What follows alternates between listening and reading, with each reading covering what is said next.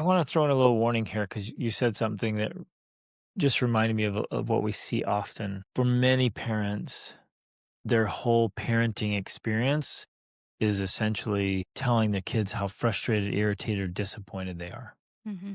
And it's just too much. And it's just this burden that kids can't psychologically or emotionally handle.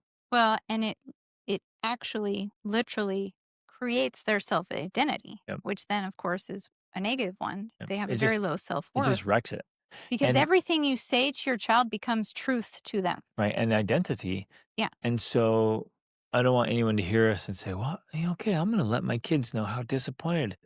Sometimes that's the parents' problem, Mm. and they're quote constantly disappointed by their kids. It's like, well, Maybe you just have the wrong expectations. that's not, or the wrong strategy, or you're not a very effective parent yet.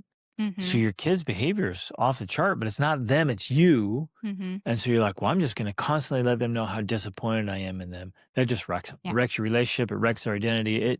It just all backfires. And so much of it comes back to like, well, you just need to get your own crap together Hmm. instead of every day you're just endlessly Disappointed. Yeah. disappointed in your children's No. behavior. It's like, wait a minute. And one of the ways is there's so much to parenting. Hmm. We got to go on and on and on. One of the reasons that we're constantly disappointed, well, one, we have misaligned expectations, Or but too high expectations where we expect them to behave older than that's where I was their going. age or We're not maturity allowing our levels, right? kids to be kids, I to stole your act their thunder. age. No, that's it.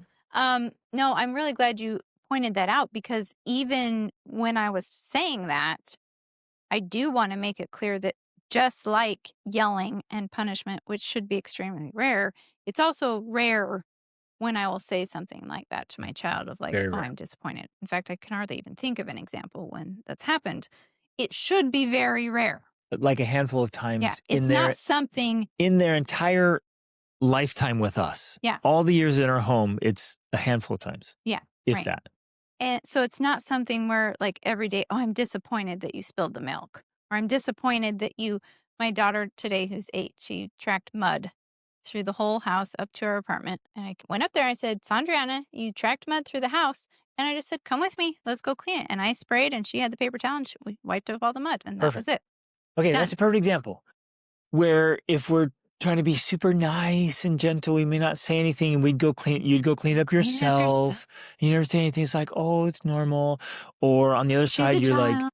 you're such a disappointment. I've told you. Why don't you pay attention? What's wrong with you? Yeah. Don't you know you have mud on your feet? Yeah. And just on and on and on. And I And just didn't. wreck them. Yeah. And I was just very clear. I said, Sandriana. And I used her full name, right? Which she knew gets her attention. Sandriana, you tracked mud through the house. Boom. You That's it. need to take your shoes off downstairs. Did you do it in that tone?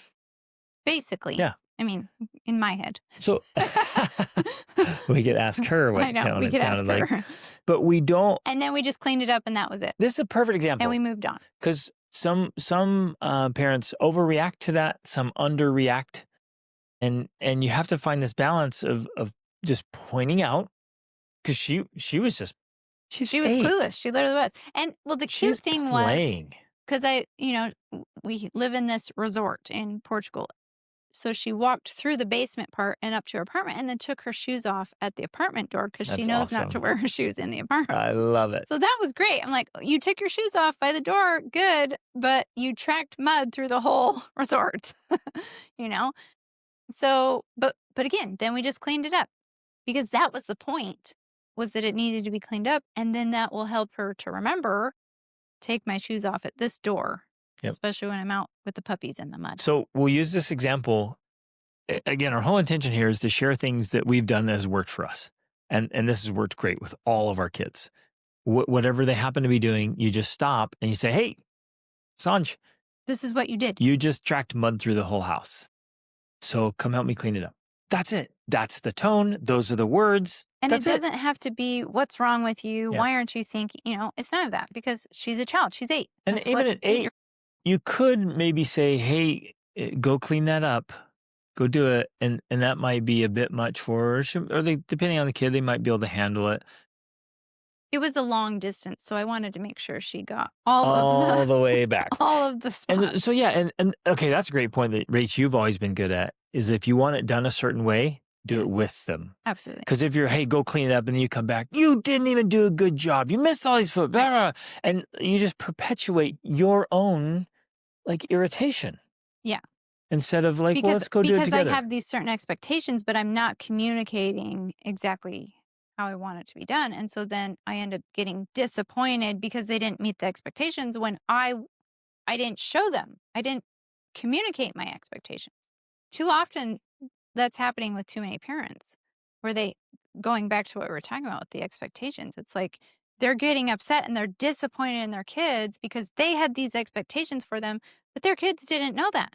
And they're operating at their own level. And then we're saying, oh, I'm disappointed in you because you failed to meet my Like, expectations that I which never weren't even communicated communicated. to you. Exactly.